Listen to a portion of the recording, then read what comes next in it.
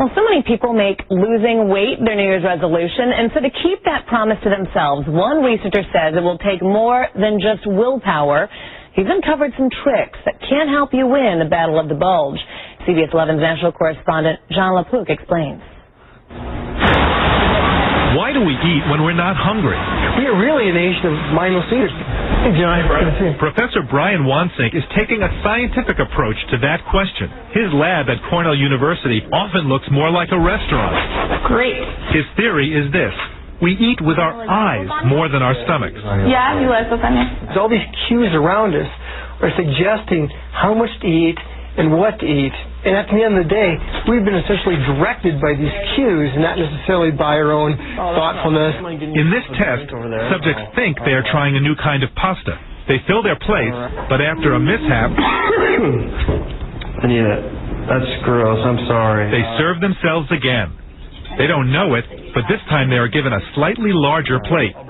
When we've done this dozens and dozens of times, people end up serving about 25% more in these bigger plates. Wansink estimates we make 200-plus food choices every day.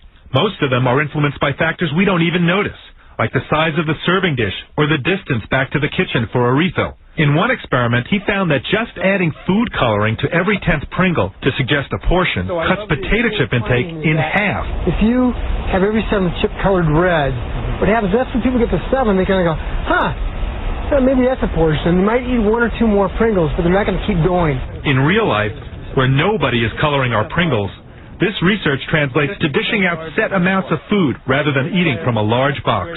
He also advises limiting variety as a way to eat less, especially at those all-you-can-eat buffets. It's not only variety that leads people to eat more, it's also simply the perception that there's a lot of variety. Do you want any chicken parmesan? And who you sit by can be just as important as what you eat. One way you can do is just change the pacing. You can key in on the person who's starting last. Start after they do. You can key in on the person who's eating slowest. You eat at their speed, not the speed of the person who's the speed eater. People think willpower is the key to conquering mindless eating. Wansink's research finds self-control is only part of the puzzle. The biggest mistake people make is to believe that they are the master and commander of all their food decisions, and to not realize that a lot of what's tricking them are sort of the barriers and the traps they set up for themselves. Dr. John LaPook, CBS News, New York. Look at that plate at the end. Some things to think about there. Eat like a toddler, basically.